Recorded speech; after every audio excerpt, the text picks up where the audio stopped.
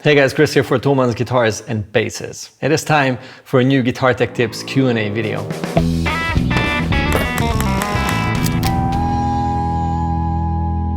It's so cool to see all your questions and comments and opinions in the comments below, so keep them coming. Let's start with some guitar wirings. Felix wants to know how that wiring is on Harley Benton single cut guitars. He has one of those guitars and he says, I noticed that if I turn any of the volume to 0, both humbuckers are silent. That is, when the toggle switch is in the mid position and both coils are split. Is this supposed to be that way? Definitely yes.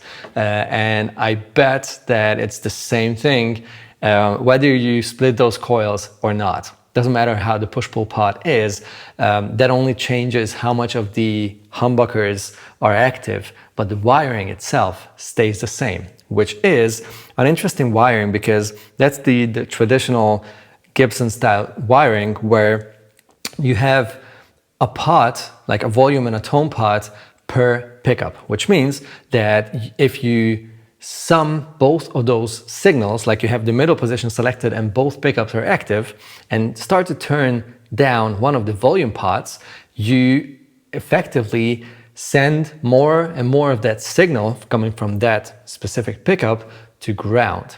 This is how a volume pot reduces the volume, right? It sends more and more signal to ground. And since everything is active, as soon as you send all of the signal from one pickup to ground, you send the whole guitar signal to ground, which means that there's no more sound coming out of the guitar. So that's absolutely normal. That's just the way this kind of wiring works. Doesn't matter if your push-pull pot is pushed or pulled, which means it happens the same way if you have both pickups in normal series humbucker wiring. Next question is from Berislav Stimuk. Can you please make some videos about neck joint pocket cracks? Are they wood cracks or just a lacquer? Thank you very much. I've seen this question a couple of times already, not only from Berislav. It's a little bit complex, to be honest, and that's why I didn't shoot a video on this subject, because it's really crucial to see correctly what's on that guitar, because these cracks are mostly just finish cracks, but not always. If you guess it wrong and assume that it's just a finish crack and keep on using the guitar, that crack in the wood will just be bigger and bigger and the guitar becomes unplayable after one point and probably even unsavable. You'll see this issue mostly on bolt-on neck guitars because there, this huge amount of pressure concentrates on a couple of points. For example, right here, because the neck is mounted to the bottom side of the neck pocket and these sidewalls are just sort of hanging on there, right? And they're pretty thin too in some cases. So that's why you would see finish cracks there. But it's sometimes really hard to see even if you remove the neck, like unscrew the neck and take a look at the inside of the neck pocket. Sometimes you cannot really see if the wood is also cracked or chipped or whatever. And in that case, it's really hard to tell. So if you have any sort of crack that looks a little crazier than just a tiny little finish crack, make sure to visit a guitar tech or a luthier to check it out, because yeah, as told, it's really hard to tell sometimes. Sometimes it's really obvious and then you can just, take a look inside and see, oh gosh, that's not good. If you're lucky, the luthier can still inject some wood glue in there and clamp the whole body, press it together and make it stable again. But sometimes it's not even really possible because the crack is so stupid that it's not really, you cannot glue it together anymore. It's a little too risky to just show you some examples and then hope that you guess it right. You need some experience, and even then, sometimes it's just super hard to be 100% sure about what's up with that specific guitar. Matthew Van Dorn, how about a video on restringing acoustic basses or ukes, ukuleles? I was thinking about that, but then I thought, For some weird reason, people watching YouTube videos don't really care too much about acoustic instruments. Whenever you look at all the videos that are on acoustic guitars, acoustic basses, ukuleles, there's barely any interaction and not a lot of attention, to be honest. So I was like, yeah, it's probably no one's interested in that. If you are interested, and we get like tons of requests, we are happy to make a video on like acoustic bass, stringing, or ukuleles. The thing is though, they're pretty similar to other acoustic instruments. Like let's say ukuleles.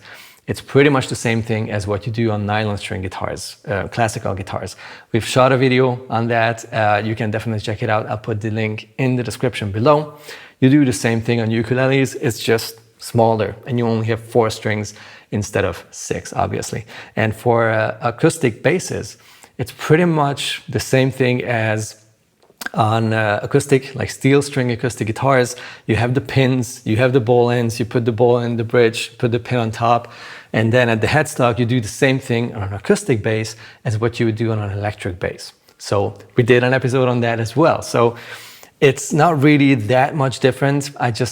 I kind of understand if you're not experienced and you just have an acoustic bass and never had an electric bass, how would you know, right? So as told, let me know in the comments below if you want to see an episode on these 2 instrument types, how to restring them, how to, take care of all that.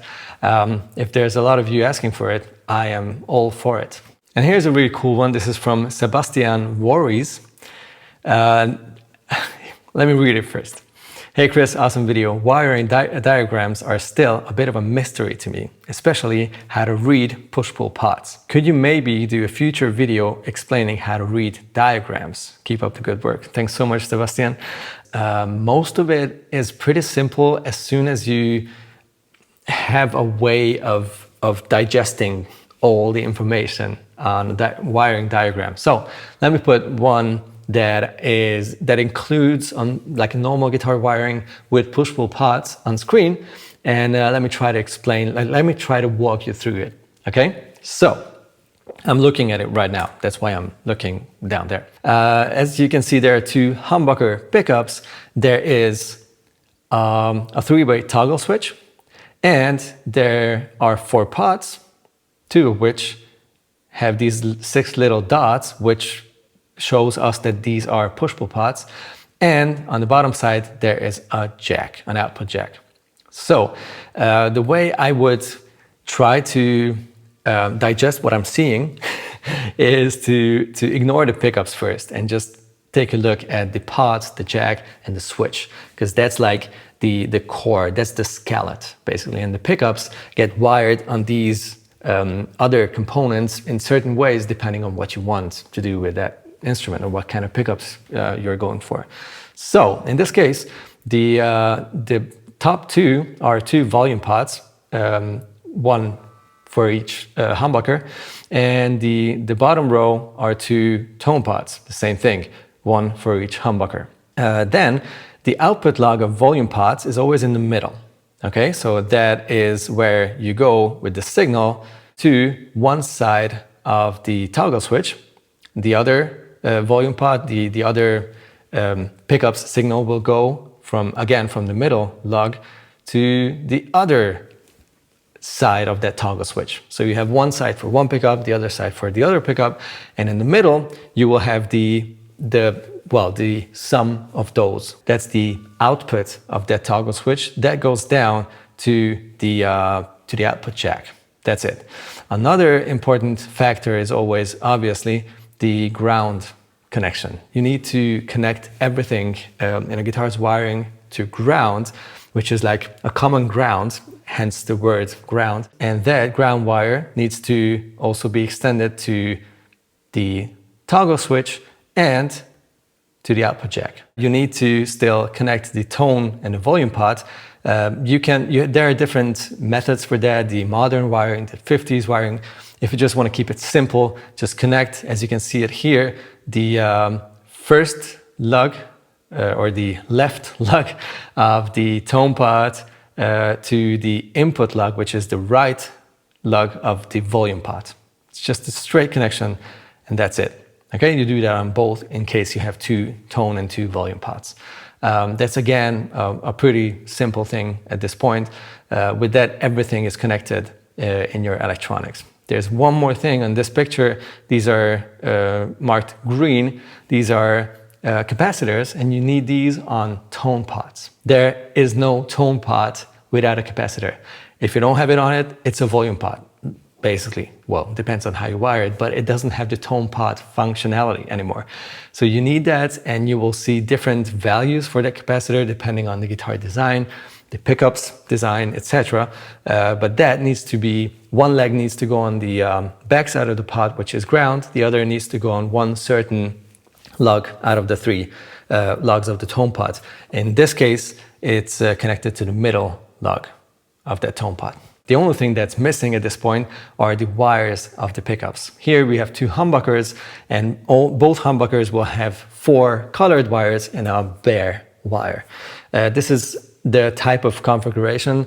What you need, a 4-conductor humbucker, is what you need if you want to split the coils or go between series and parallel wiring and all the funky stuff that you can do with humbuckers. If it only has 2 wires, 2 conductors, ground and hot, you cannot do any of those things. You see all the colored wires. Every brand will use different colors, and you will find very cool explanations of these color codes. The hot wire of a humbucker is the one that will carry, well, that needs to be connected to all the hot connections. If we're talking about this wiring, that's going to be the input lug, the right lug of the volume pot. That's like a Gibson style wiring. If we're talking about a Strat or a Tele, then that's the hot wire that gets wired on the blade switch first, and then it goes to the pots and everything. But that's a different wiring method with the same type of wiring diagram. You'll understand what's happening if you just follow those wires. But in this case, it goes to the input lug of the volume pot. Same thing for the other pickup. Then there's going to be one colored wire and the bare wire. Those are going together to ground. It doesn't matter where actually, but in most cases it will go on the back side of the volume pot. That's just the safest thing to do. As told, the bare wire and one of the colored wires. Depending on the brand, it's going to be a different color always. If you're talking about a Seymour Duncan, black wire is hot, and the green wire will go to ground somewhere, as told, on the back sides of the pots. In this case, that ground connection goes to this little lug of the push-pull pot, because these 6 little dots showcase the little pins of a push-pull pot. And that little pin where these 2 wires go, the bare wire and the green wire in this case, needs to be connected to ground anyhow. So they connected those 2 wires on this pin. It doesn't really matter. It's a ground connection, which means that it could go anywhere where ground is. This just makes it cleaner, I guess. Connecting these 2 wires, in this case the red and the white wire coming from the pickup, to the middle row of a push-pull, to the middle row of pins on that push-pull is very important, because that's the only row that's always active. If you solder these to the top row or the bottom row, the pickup will be disconnected if you push it or pull it, like the pot. So that's why it's very important to keep those wires in the middle row. It doesn't matter which one. Those 2 lines, basically, they're like 2 pins per row. The middle row is the same thing. It's those 2 work together. There's just 2 pins in case you want to connect, let's say, 2 pickups. So you have 2 wires coming from one pickup in the middle row, and on the other pin you connect the 2 wires of the other pickup, and then you push-pull, like coil split 2 pickups with one push-pull pot. That's why you have 2 pins. It doesn't have any other meanings. The ground connection can be on, it doesn't matter which row, the bottom or the top row. That will decide if you coil split that pickup when you push it or when you pull it. That's a lot of information, and I would not be surprised if that was a little too much compressed into just a couple of minutes of explanation. Let me know if it's still not as clear as it should be. Let me know if you're confused in any way. regarding guitar wiring diagrams in the comments below, and I'll check those comments out, and maybe we actually shoot a video on just breaking down a guitar wiring to, you know, to a point where an absolute beginner also starts to understand how it all builds up and what all the graphics and the connections mean. All right, you guys take it easy. See you down there in the comments below. Of course, also in a new video, probably tomorrow. Cheers.